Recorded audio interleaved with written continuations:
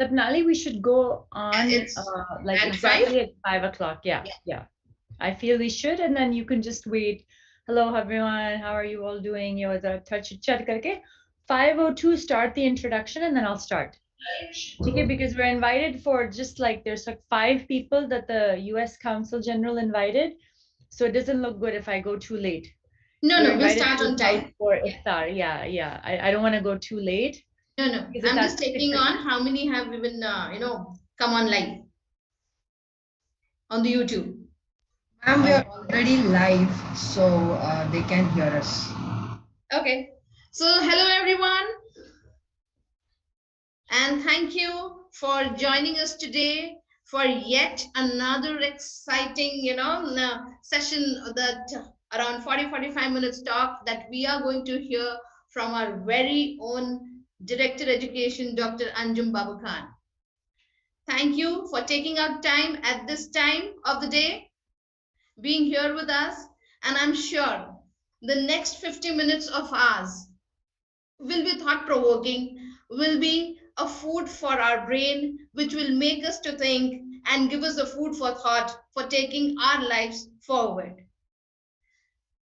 So, talking about Glendale has always focused on learning for life and not just school.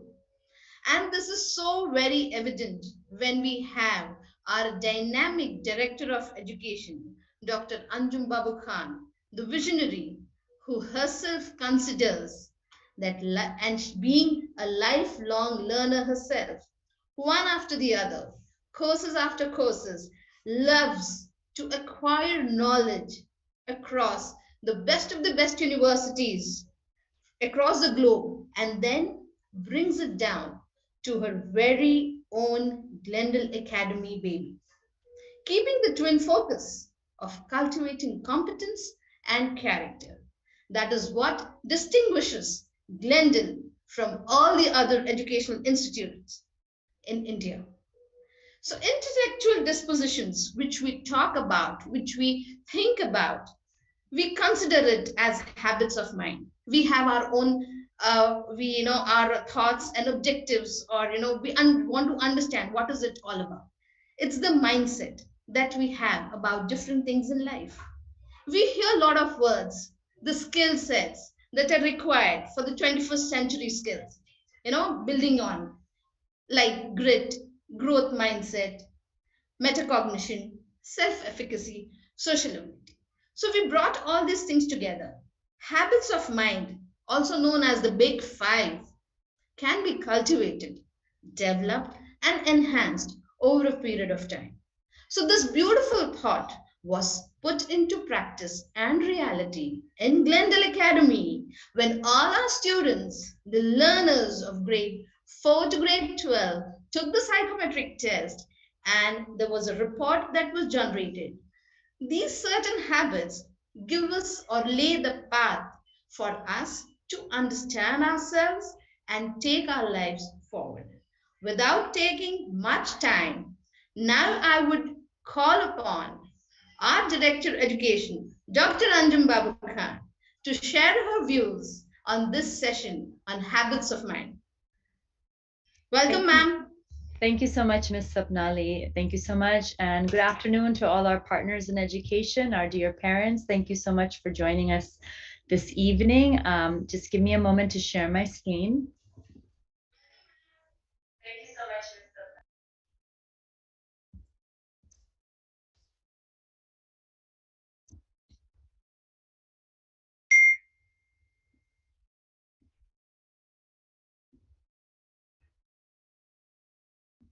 Okay, there we go. Can you all see my screen?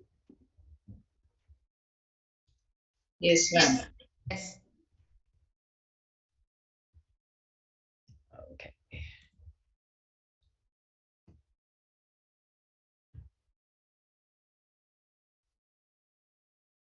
Yes.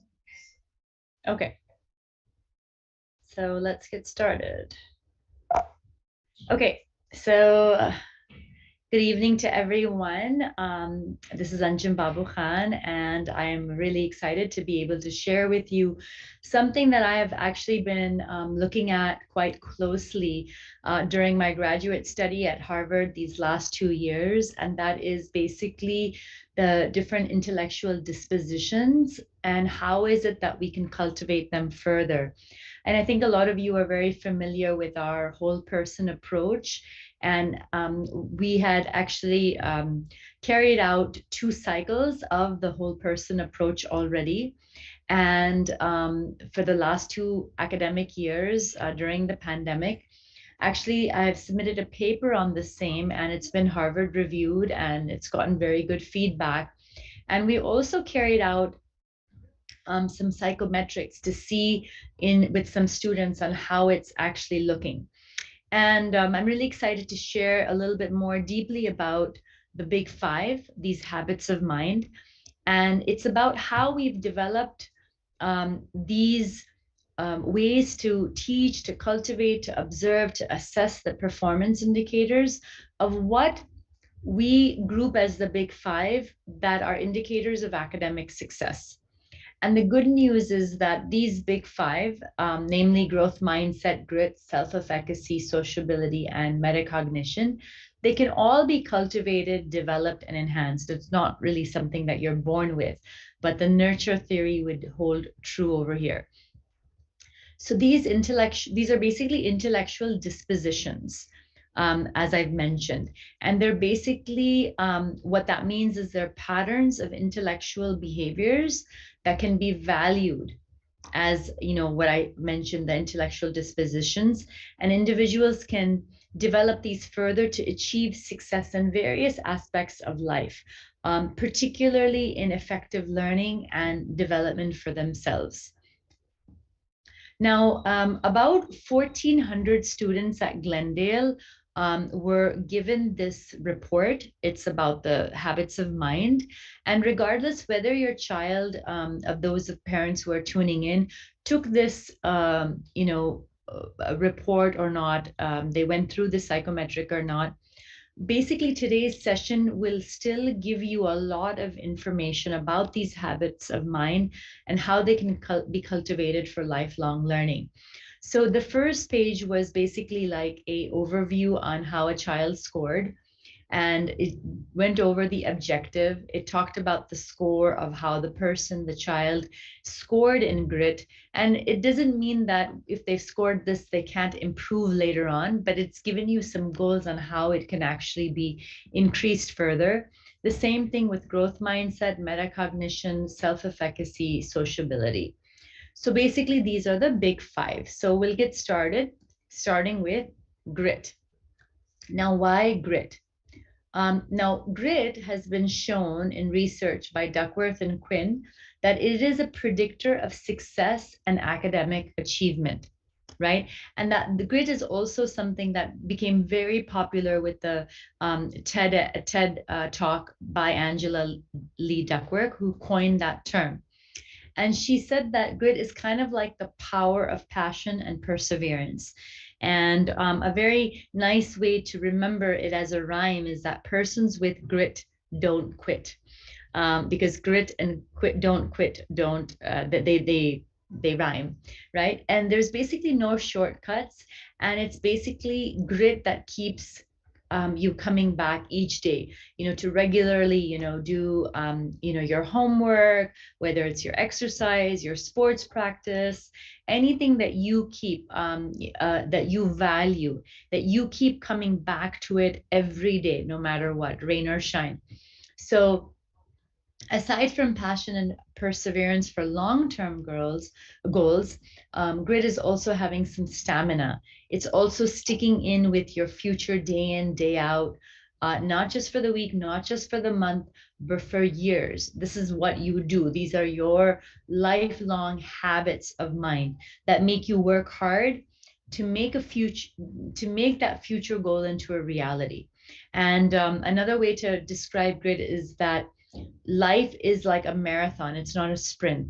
That's what Angela Lee Duckworth said, right? So it's about, We don't sprint the marathon. We practice for the marathon, and we participate in that marathon over a long period of time. Okay, now what does it look like? Grit is the quality of working persistently. It's about working persistently and consistently towards your long-term goals, despite failures, despite challenges, despite setbacks, all the cloudy days, the rain, the storms. Despite that, we're working persistently and consistently. Those are other two rhyme words. Like with grit, you don't quit. Working persistently and consistently. As I mentioned before, high scores of grit show academic success and achievement. They're found to be more organized, more courageous, more determined, and they know how to manage their fear of failures. One very important thing is that they're able to delay gratification. So those who are high on the grit scale, they know how to delay gratification. And this is something that we've been actually teaching through the Leader in Me program, like work first, then play. Like that whole idea of habit number 3, putting first things first. So whatever are your big rocks in life, your big goals in life, you get that into your schedule first. You make time for that exercise, for that studying, for the things that you value.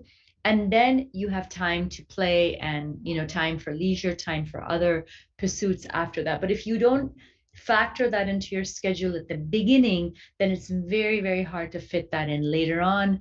You can't really cram for the exam all the time. In life, there are certain things for lifelong goals that you have to make time for them consistently. And that's what Dr. Stephen Covey has also said. It's the law of the harvest. We can't cram in relationships. We can't cram in nature, right? You can't, the law of the harvest. There's a certain way and system in which you cultivate your crops. So similarly in life, anything that we want to harvest in our life long term, we need to be able to work at it, nurture it, cultivate it consistently with this nature metaphor. So grit is sticking to your future day in, day out, not for the week, not for the month, but for years. So these are some other ways of how we can look at grit. It's effort, it's reflection, perseverance. It also includes growth mindset. It needs resilience, because when you weather those storms, you still have to keep going. It's about making good mistakes because you learn from your mistakes. It's about having an attitude that mistakes are our friends and they teach us something so that we can get better later on.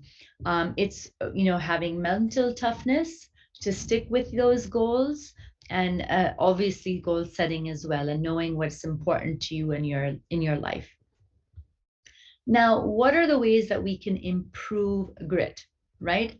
As I mentioned just now, seeing setbacks and failures as experiences to learn from. That is one of the biggest determiners of whether you can get grittier as you go along. People with grit avoid distractions and disillusionment. They know how to pick up even if they fall and get back right on track.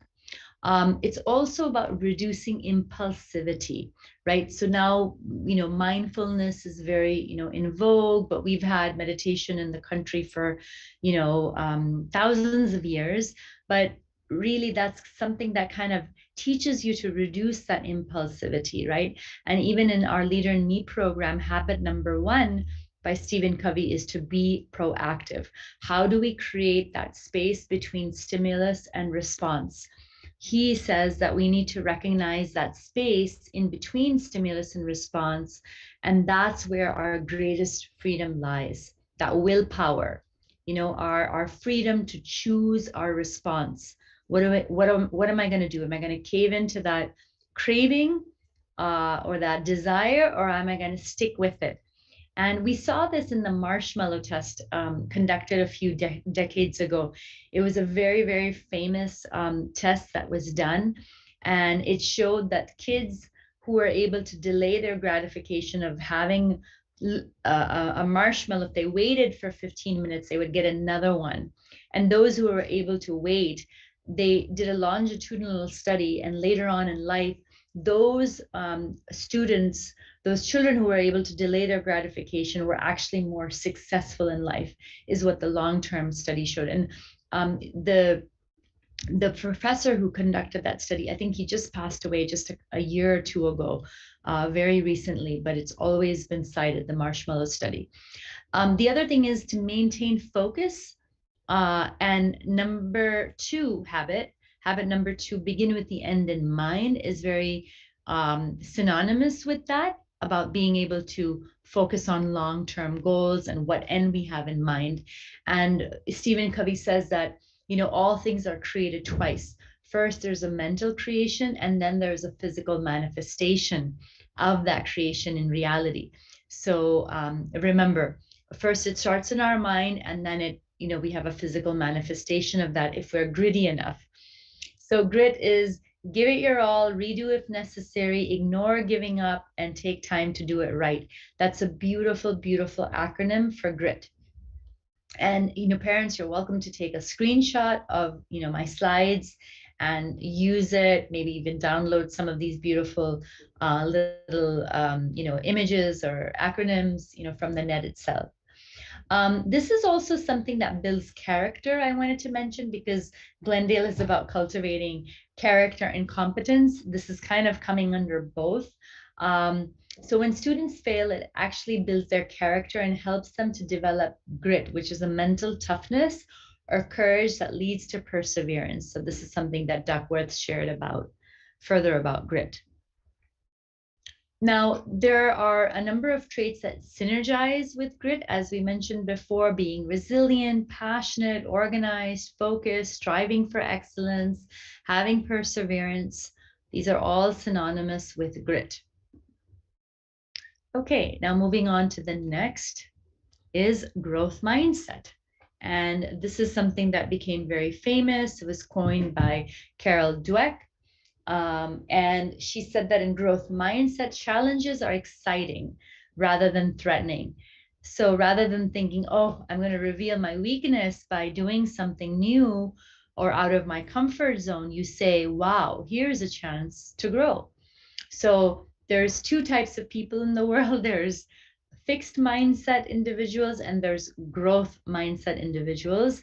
And yes, I'm going to say that sometimes we're mixed mindset, which means that maybe in certain areas of life, we have a growth mindset, and maybe certain areas of life, we have a very fixed mindset. So yes, we can be mixed as well. But let's find out more about growth mindset. Basically, in growth mindset, you are saying to yourself that, yes, I can learn from my mistakes. I can improve by working hard. I'm never going to give up. I'm determined to do my best. And self-reflection is going to help me succeed. And that I can overcome challenges with effort, and I can train my brain. So this is another thing for you to remember. Some of these things. Grit. In grit, you don't quit. And in growth mindset, you learn to train your brain, because in it's based on the premise of neuroplasticity. And in neuroscience, we've learned that the brain does not stay stagnant for your life. It actually continues to grow, create physically, chemically. It changes, because of the new neurons that connect with new neurons. You have new neuronal networks. There's areas of the brain that become more dense because of the activity and the practice that the brain is doing. And it becomes more competent in certain areas because you've paid attention and you've grown certain areas of your brain. And this is something that doesn't just happen in childhood, but it can happen throughout your lifetime. So your brains you can continue to train your brain throughout your life. So that's something to know. What are the beliefs of growth mindset? That it's not a trait, but it's a skill that can be developed. It's like fitness, right? You can train your body. You can also train your brain. That intelligence can be developed, that the brain is like a muscle, right? That can be trained just like your body. If individuals can develop their abilities and realize that dedication and effort make a difference, then in growth mindset, it's nice because you're not going to be paralyzed by challenges. You're not going to let fear take over or fear prevent you from growing outside your comfort zone and expanding and continuing to expand. So growth mindset creates a love of learning and resilience. And so when it comes to learning, I would say that I'm a very proud lifelong learner. I'm still, despite a doctorate, I'm still going back to grad school and getting another degree. So I love learning. I love being able to challenge how we can actually develop as humans further and further. In my degree, and hopefully I'm going to graduate next month from Harvard Graduate School of Education, is in human development and psychology. And these are some of the things that we've been talking a lot about in my courses there. So growth mindset is also looking at a human being, like this is not just the way I am, but it's the way I am becoming. So Carol Dweck said, becoming is better than being. And I thought that was really beautiful. I think in another TED Talk, if I'm not mistaken, it was either her or someone else that said, not yet. How proficient are you in, say anything? It could be cooking or your technology skills. Are you good? Are you bad? I'm not there yet, so becoming is better than being. So you don't have to be fixed in a place forever. That's just in this moment. But the next moment, next day, next week, next month, next year, you can definitely grow in your skills.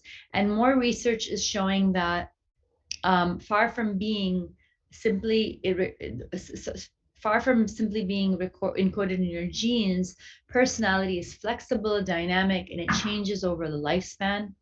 And it's also shaped primarily by our experiences. And that's why it's very important for us as partners in education to give our children exciting, enriching, and empowering educational experiences on a daily basis. And that's our motto: learning every day, loving every minute. And that's kind of something that would signify growth mindset, right? If we have an attitude that we can learn every day and we can love every minute, that shows a very positive attitude towards growth and facing challenges and growing. Now there is a study that was done that showed that all the kids who participated in PISA, that PISA test that actually India didn't do very well with, it showed that 2 out of 3 students who participated in this demonstrated a growth mindset. And those students with a growth mindset scored significantly higher on all subjects. That's, showing you about 31.5 in reading, 27 points in science, 23 points in math, compared to students who believed that their intelligence was fixed. So sometimes, unfortunately, children are given these messages like, oh, well, you're not smart as your brother. Oh, but you're not as intelligent as your mom. You're not as intelligent as whatever. So when kids hear these messages, they might end up thinking, unfortunately, that their intelligence is fixed. But we know from neuroscience that it's not fixed. Yes, sometimes people have a little bit of an edge, and sometimes people are born talented in certain areas, but it doesn't mean that competency or skill set cannot be learned later on in life through nurture, through education, through the way that we bring up children and families. So intelligence can also be cultivated. And then those with the growth mindset about it, they will end up actually performing better. They'll perform better in academics, they'll perform better in different areas of life. So here is a nice visual comparison about what is the difference between growth and fixed mindset. So first of all, it's the way that they look at failure. Is failure an opportunity to grow, or a failure is a limit to my abilities? And then you just kind of stop there. In growth mindset, on the left, we see that, I can learn to do anything that I want, but fixed mindset will say I'm either good at this or I'm not, and my abilities are unchanging. They will feel that my effort and my attitude determine my abilities and growth mindset, whereas in fixed mindset, they don't want to be challenged. I either can do it or I can't, and my potential is predetermined. In growth mindset, they'll say, I'm inspired by the success of others, right? You look at other people's success with inspiration and with motivation. But in fixed mindset, they're going to take feedback and criticism personal. They're going to feel jealous, or they're going to feel envious of other people who are shining around them. And they just want to stick to what they know. Whereas growth mindset will say, I like to try new things.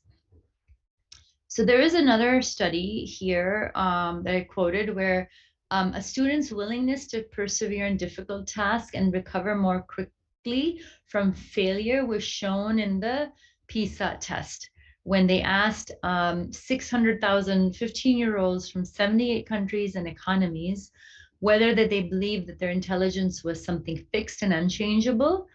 But those who did not feel that way, they had a growth mindset, they were more quickly to persevere, they found, in difficult tasks and recover quickly from failure. And the source is there. Traits that synergize with growth mindset is the desire to learn, embrace challenges, learn from criticism, get inspired by others' success, persist despite setbacks, and overcome weaknesses.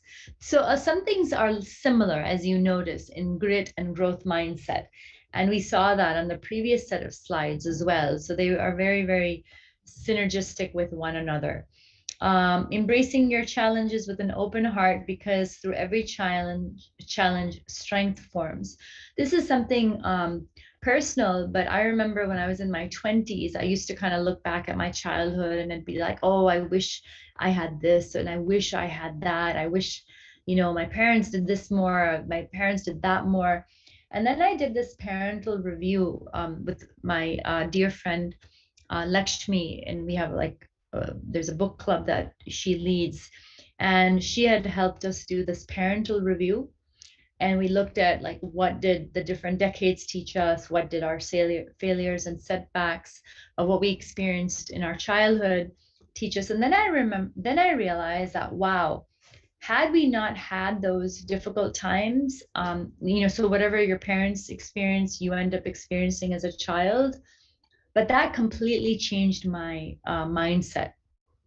I realized that, my dad was hit by a drunk driver and, suffered immensely. I mean, he was lucky to have his life saved in that accident, but, he couldn't work for 2 years. He was in a rehabilitation center for 6 months, et cetera, et cetera. And I realized that time was kind of traumatic for our family. And I looked at, oh, had I not, gone through this and had to work, I could have gone to a better whatever, this and that. But then I realized that trying time in our life was what actually carved all my strengths, and I had not realized that. So my 20s, I went by thinking, oh, poor me. And then my 30s, when I did this parental review, thanks to my friend Lakshmi, I learned that, wow, all those challenges is what I would not have the strengths that I have today. I would not have gotten that experience that I had, because I had to end up working, part-time and supporting myself through college. I would not have had all those strengths had I not gone through that experience from my father's accident. So this is the way a growth mindset works, is that you look at your challenges, you embrace them, and you realize that any difficulty that you face, rest assured that there's some strength that's going to come out of that. It's going to become like that lotus, coming from the mud of all that muckiness that you might be going through, but out of that, a beautiful strength will blossom. So that's a side story. Now, how to build your growth mindset. So not yet, as I was mentioning a little earlier, is okay. Learn to embrace your imperfections, face your challenges bravely. Cultivate ability to risk take and learn from failure. Replace negative thoughts with positive ones. Look at the glass as half full, not half empty. Realize that no one has to be perfect 100% of the time. And then value the process over the end result, right? So it's like, you're giving, and even as parents and teachers and educators, we have to give our children encouragement during that whole process rather than just the end result. And our children have to look at it that way as well. If you want them to continue despite whatever result that they got, if you want them to pick up and then gain strength and then move to the next level, and keep raising their bar, then that's kind of how we build that growth mindset. So in this little cartoon, there's some little thought bubbles over here. Determination will help me overcome my challenges. That's kind of like grit, right? Mistakes are valuable. Challenges help me grow. I have a growth mindset. I can do anything I want to do. Effort and attitude is going to help me improve. And constructive criticism, learning on how to take it is going to be very helpful. So sometimes when you get criticized, reflect and see how is it that you can learn from that. Okay, next is self-efficacy. What does it do? It influences the choices that we make, the effort that we put in, and how long we persist at it when we're confronted with obstacles, such as in the face of failure that we looked at in grit and in growth mindset. And it also influences how we feel about that as well. So self-efficacy is defined as that beliefs are self-perceptions that individuals hold about their capabilities, and self-efficacy beliefs provide the foundation for human motivation, for well-being, and personal accomplishment. This is very important, that the whole person approach that we have rolled out the last 2 years. In fact, it's been Harvard reviewed. It's been copyrighted. It's actually not to be underestimated with how it can actually build that competency and that self-efficacy over 8 different intelligences using the habits. So it's a very, very beautiful program. And though you might think that, oh, this is something else that we have to do, we have to fill out these templates, or we have to do this passion project or whatever, but really your habits of mind are going to be developed more with the whole person approach than you would have the opportunity to do so in other areas of life for our students particularly. So these are certain things to be very encouraged, especially if you want to let your child have very high self-efficacy beliefs about their multifaceted potential across all the 8 different intelligences. So traits that synergize with self-efficacy is self-confidence, being detail-oriented, hardworking, choosing challenging activities, being willing to take risks, and bouncing back from setbacks. So again, very, very synergistic and almost congruent with the previous 2 habits of mind, which is grit and growth mindset. And these are some, tips to develop self-efficacy.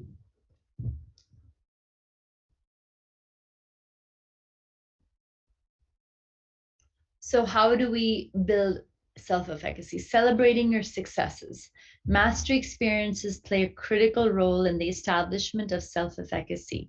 And Bandura, who worked a lot with self-efficacy, he identified that this is the single most effective way to create a strong sense of self-belief, right? And part of how you have formed your identity is about being a person who doesn't fear failure, being a person who is a risk taker, being a person who is resilient, right?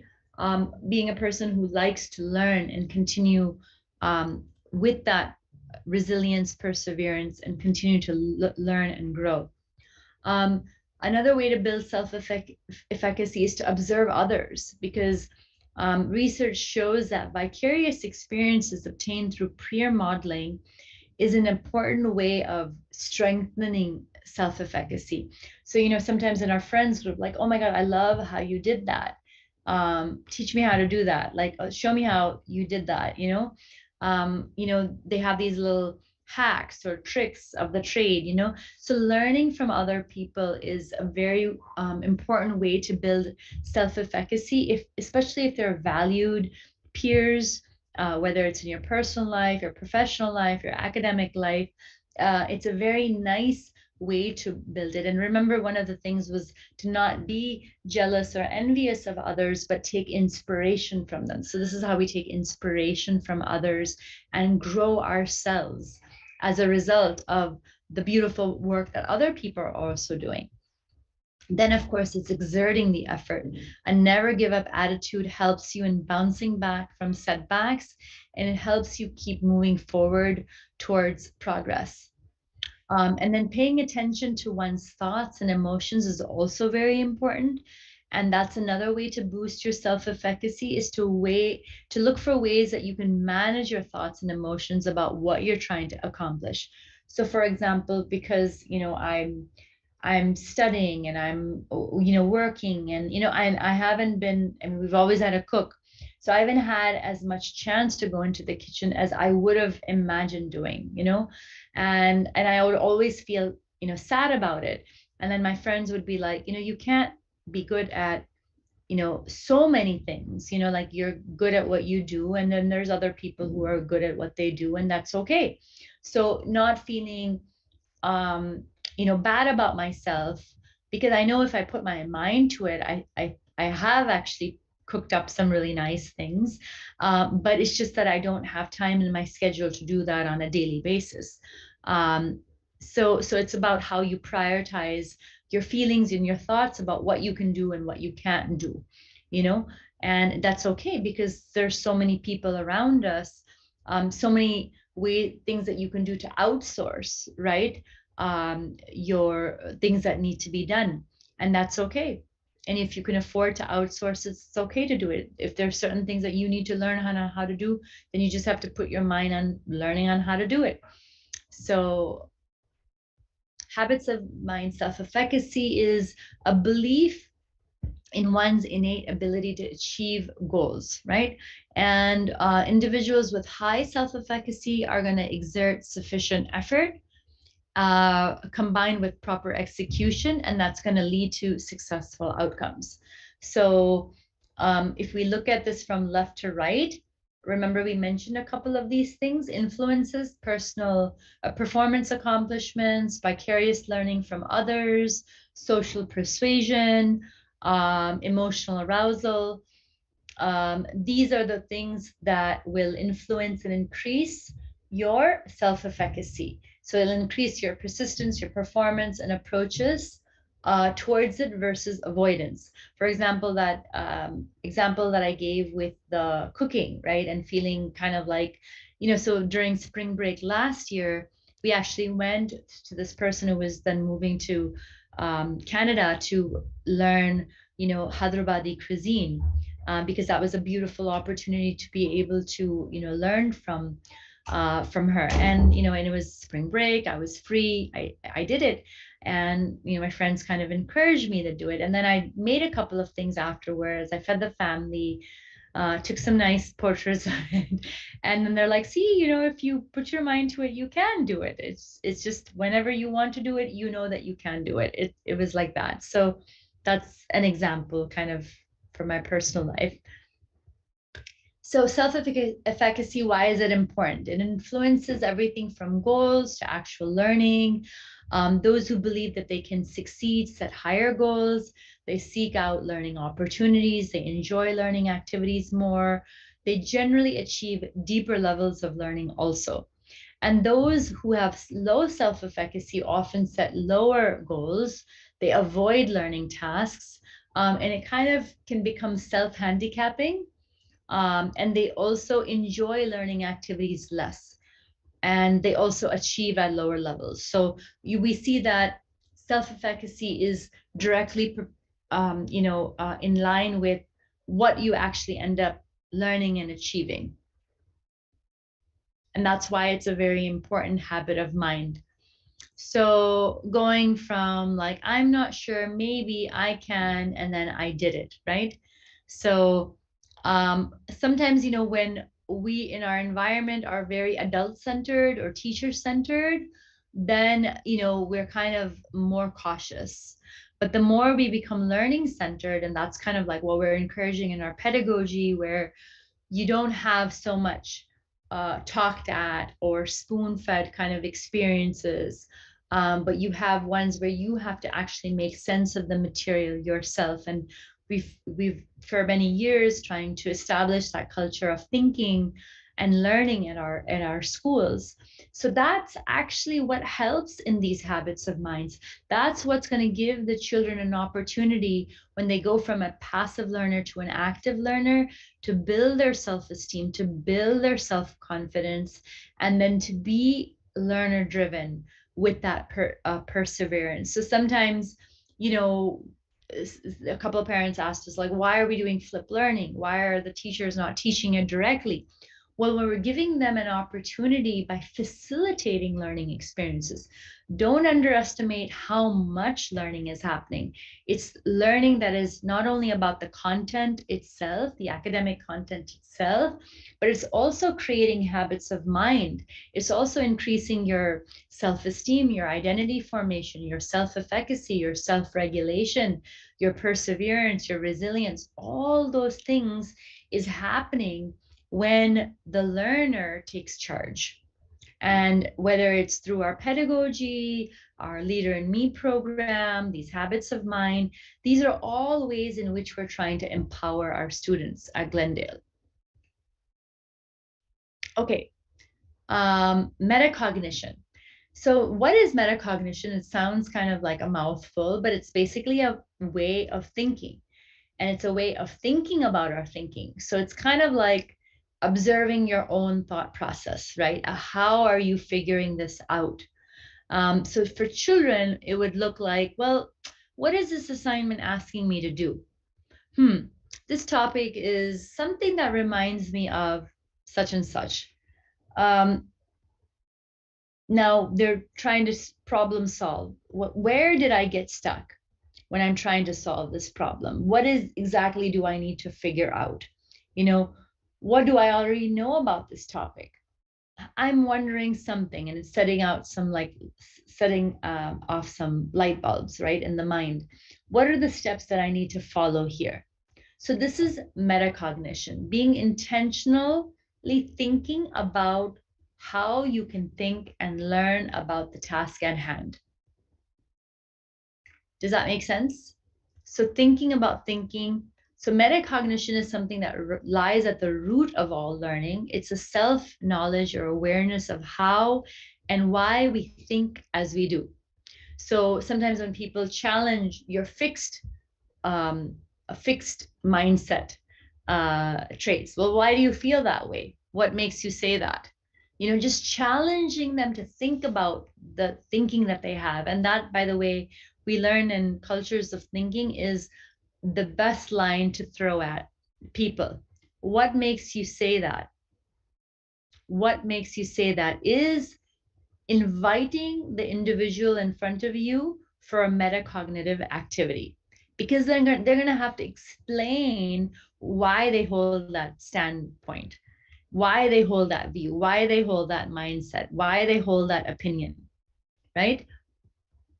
So in metacognition also, we need to understand and have knowledge of persons, tasks, strategies.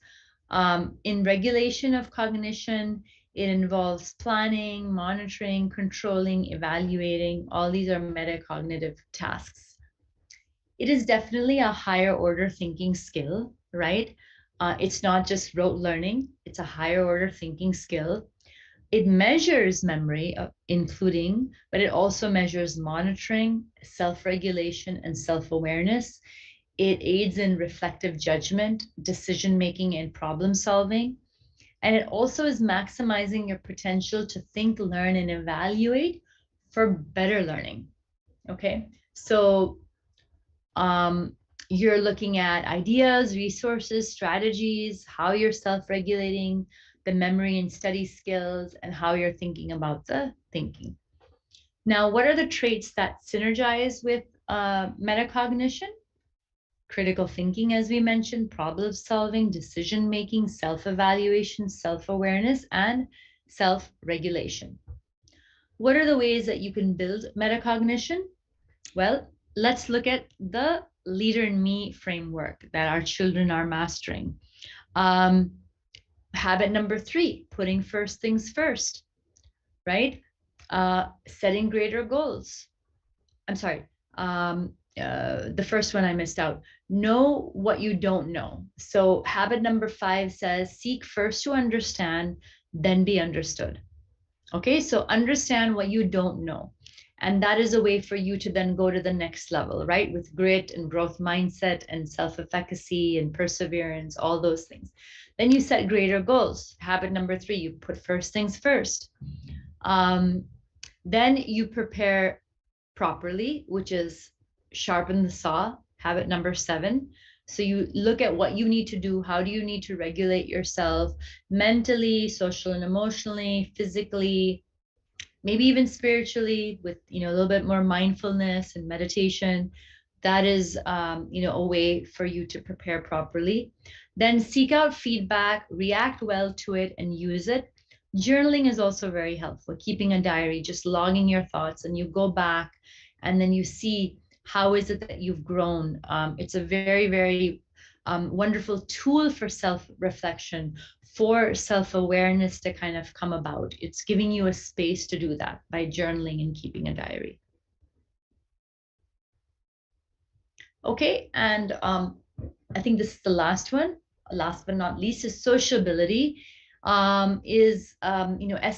which is social and emotional learning and or well-being. It's very, very important.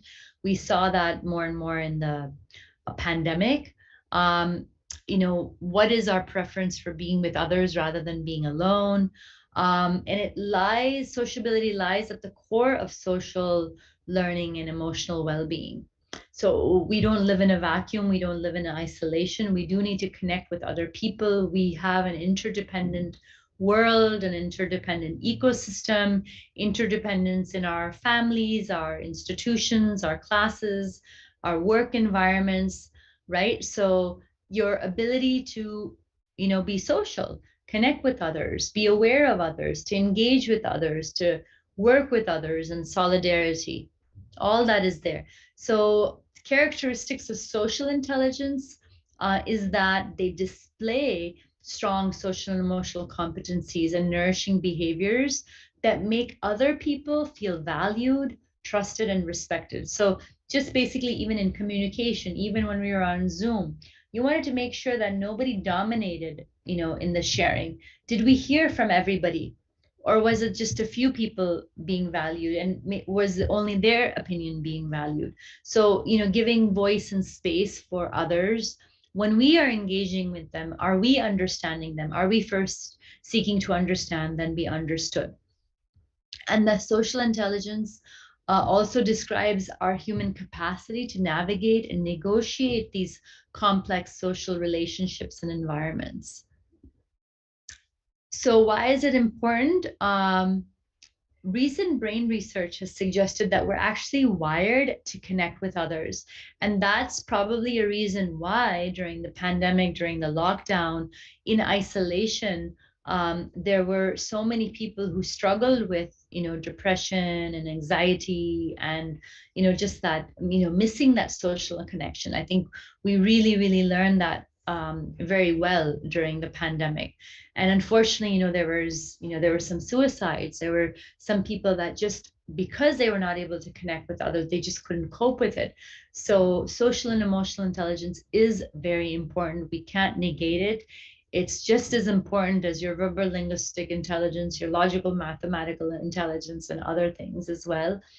Our relationships also shape our experiences and influence our brains, like I showed you in growth mindset and in self-efficacy, because we learn vicariously, we learn through social persuasion and others. So our other relationships around us definitely impact and influence our brains and our other habits of mind as well. And the more strongly we are emotionally connected to the person we're interacting with, the stronger is the impact on the brain. So, I mean, I noticed this in my youngest son, like if, he really respects and highly values a teacher and admires them for their intelligence, he learns better from them. Because he's a pretty bright kid himself, so he is naturally kind of, attracted to people who are also very, bright and intelligent, and they know their subject, they know how to social and emotionally connect. He also then reciprocates that as well. I've written about the social brain in my book, The ABCs of Brain Compatible Learning. I also have a short video about it. Most of my videos are just 2-3 minutes. So if anybody's interested in finding out a little bit more about the social brain, they can look that up on YouTube or my website, anjumbabukhan.com. Sociability strengthens relationship. And a Harvard study showed that the quality and depth of your closest relationships is something that is the most important in happiness in life. In a longitudinal study done by Harvard, um, these this was the most important thing that showed longevity, health, success. Everything was the quality and the depth of your closest relationships. So we need to take out time to nurture our relationships. And we've really tried to do that with the heart domain, talking about how kindness counts and making caring common, and also, being grateful to those around you. So we've really tried to develop that in the heart domain. What are the traits that synergize with sociability? Friendly, gregarious, outgrowing, collaboration, being considered, having empathy. Now, empathy is a buzzword. I've mentioned this before. Everything from design thinking to everything, empathy is very, very important. Whether you're in marketing, you're in advertising, so many fields are requiring individuals to understand empathy. But here, empathy is something that we're looking at as, for an individual's, life journey, empathy is very, very important. How do we build sociability? Well, our entire pedagogy with the whole person approach, we found, as I mentioned, SEL was most important, and we tried to, carry that out, and that kind of became our wellness formula through the pandemic. We went through a few cycles of WPA through the whole person approach. Also, the Leader in Me's 7 habits. Please do not underestimate how important they are. I read this when I first got married back in 1995, and I'm telling you, this is just something that just comes to my mind like that, because it impacted my life so much. So much of what I was able to create at Glendale, the nature metaphor, all those things I learned from Stephen Covey. And I hope that it's going to be enriching the lives of our children just as much. But this is a great way to have public victory. Have a high social and emotional intelligence is just by following the 7 habits, and also the 21st century skills as well. That is part of our pedagogy as well. These are the skills among our pedagogical tools that resonate with sociability. As I mentioned, interpersonal intelligence and intrapersonal intelligence, the habits, think win-win, synergize, seek first to understand, then be understood. This is all a part of public victory. The heart domain, as I mentioned, and then in 21st century skills, collaboration and communication. So what are the key takeaways for today's session? And what are the points that you should walk away with? You could take a screenshot of this if you'd like. Remember, IQ alone is not a predictor of success. Intellectual dispositions, such as these habits of mind that I shared with you today, and behavioral traits, they also impact success. Okay, so higher scores in grit and growth mindset have been proven indicators of success in a lot of research studies. And remember, grit and growth mindset are not something that you're born with. They are they are habits of mind that are cultivated in the school and in the home. So we ask you as our partners in education to be, to help with us and to synergize with us to grow growth mindset and grit and all the other habits of mind. Um, the next point is that higher order thinking skills like metacognition are also important in discerning and applying information at hand. We need to develop these skills, um, and because they cultivate other important traits such as self-awareness and self-regulation. And the scores in any of these parameter, those of you about 1,400 students who have the report, remember they're not final and they're not by any means mean to be judgmental. They're only an indication of how you are right now. This is just an indication of the progress so far because they're still in the process of learning. They're very, very young and they can still continue to learn and continue to grow in these. And the scores are not static at any given point in time. They can all be increased with conscious effort. So if we use it judgmentally, then it's completely defeating the purpose. So I urge you to please not do that. Self-awareness is the first step, remember, on the learning trajectory, and these scores are only serving to indicate the direction that we can steer towards higher learning. So please take that in this spirit.